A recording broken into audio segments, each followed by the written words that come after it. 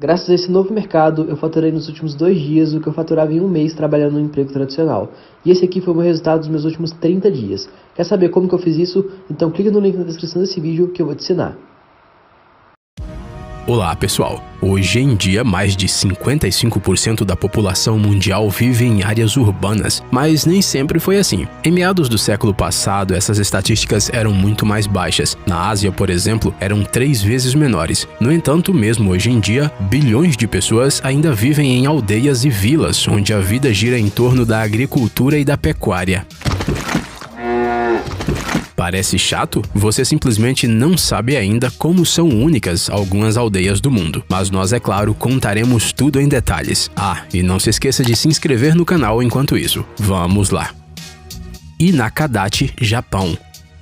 Cerca de 10 milhões de toneladas de arroz são produzidas na Terra do Sol Nascente todos os anos. Para os japoneses, o arroz é o verdadeiro pão de cada dia. Eles o comem diariamente, o servem como acompanhamento de pratos principais, como a sopa, e o cozinham de 1000 maneiras diferentes. Eles também fazem quadros com arroz, e eles fazem isso bem nos campos onde essa planta incrível é cultivada. Essa arte incomum de jardinagem paisagística tem origem na vila japonesa de Inakadachi. Ela foi inventada em 1993 pelos próprios locais, com o objetivo de atrair turistas para a região, e parece que eles sabiam o que estavam fazendo. Desde então, o local foi visitado por centenas de milhares de viajantes de todo o mundo. Além disso, várias empresas japonesas entraram em contato com os agricultores mais de uma vez com propostas de parcerias. Eles, no entanto, permanecem inflexíveis e dizem não a todos, já que simplesmente não estão interessados em anunciar algo por meio de sua arte, a menos que seja algo sobre sua amada vila. Como eles criam essas obras-primas?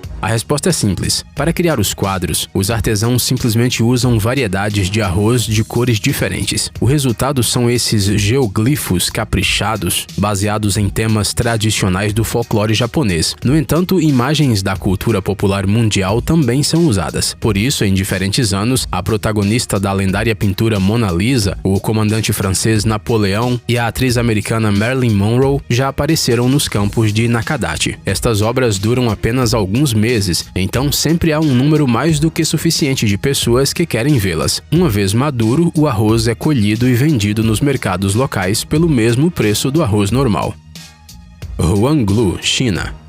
Você já assistiu ao desenho sobre a linda princesa Rapunzel? É claro que aquilo é apenas um conto de fadas, mas em algum momento, enquanto o assiste, você se pergunta: será que é realmente possível deixar o cabelo crescer tanto? Bem, nós temos a resposta. É possível sim, e as residentes desta vila chinesa sabem muito bem disso. Aqui nesta pequena aldeia chamada Huanglu, ainda existe uma incrível tradição centenária que todas as mulheres que vivem aqui são obrigadas a manter. Segundo ela, desde a infância, as meninas devem deixar crescer uma grossa trança. Ela só pode ser cortada uma vez na vida, quando a moça estiver pronta para o casamento. Um pouco mais tarde, no nascimento do seu primeiro filho, as mulheres acrescentam 2 mechas de cabelo postiço à sua trança. Elas são feitas de cabelos cortados e caídos. Sim, elas guardam até mesmo o cabelo que fica no pente. Nenhum fio pode ser desperdiçado. Mas, para que tudo isso? Não podemos nem imaginar o sofrimento pelo qual as habitantes de Huanglu têm de passar por causa desse costume. No entanto, as meninas têm muito orgulho de suas tradições. Para elas, cabelos longos e saudáveis são um símbolo de beleza, longevidade e riqueza. E como exatamente essas madeixas se mantêm radiantes, é um segredo conhecido apenas por suas donas. Esses segredos dos cuidados com os cabelos são transmitidos por avós e mães de geração em geração.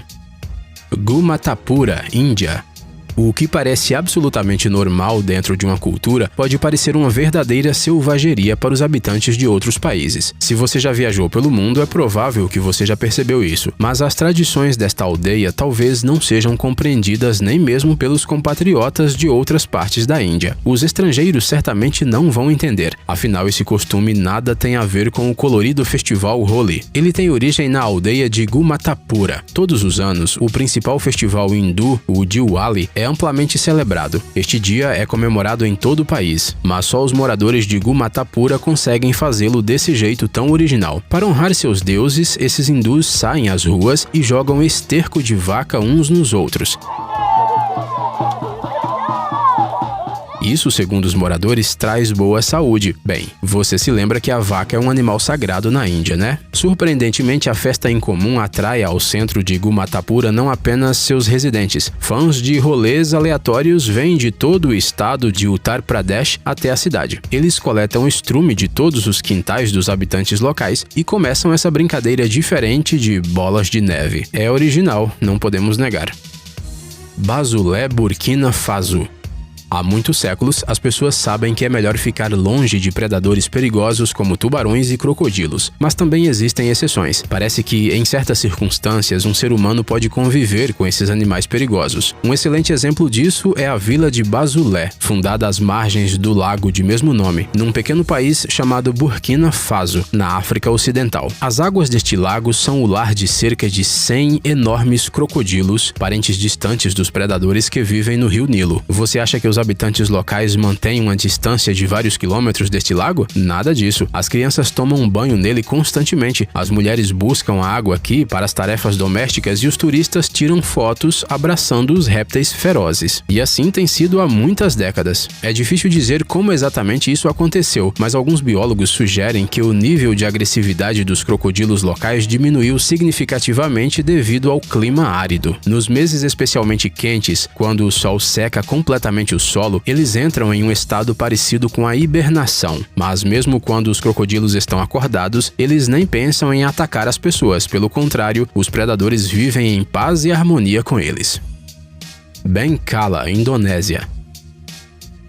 A pequena ilha indonésia de Bali é um dos resorts mais populares do mundo. Mais de 5 milhões de turistas estrangeiros vão até lá todos os anos, e geralmente eles conseguem sobreviver sabendo inglês, já que aqui o idioma é entendido em quase todos os lugares. Mas na ilha paradisíaca existe um local onde não será possível se comunicar com os locais, não só em inglês, mas também em indonésio, o idioma oficial. Os moradores de Bengkala falam exclusivamente em uma língua especial chamada Kata Kolok, cujo nome significa fala dos surdos, e não é por acaso que ela se chama assim. Esta é uma linguagem de sinais única, que não se parece em nada com a internacional. Mas por que todos os locais sabem essa língua? Sim, você adivinhou, a maioria deles é realmente surda. Por muitas décadas, os balineses acreditaram que essa característica estava associada a algum tipo de maldição maligna. Mas há pouco tempo, alguns cientistas descobriram o verdadeiro motivo da surdez dos habitantes de Bengkala. É tudo culpa de um gene recessivo especial. E pelo fato dos casamentos na aldeia ocorrerem principalmente entre o próprio povo, esse gene é transmitido de geração em geração ao longo de toda a história da aldeia. Aqui, absolutamente todos são obrigados a estudar Kata Kolok, mesmo aqueles que têm a sorte de nascer com a audição normal. Afinal, de que outra forma eles se comunicarão com seus vizinhos?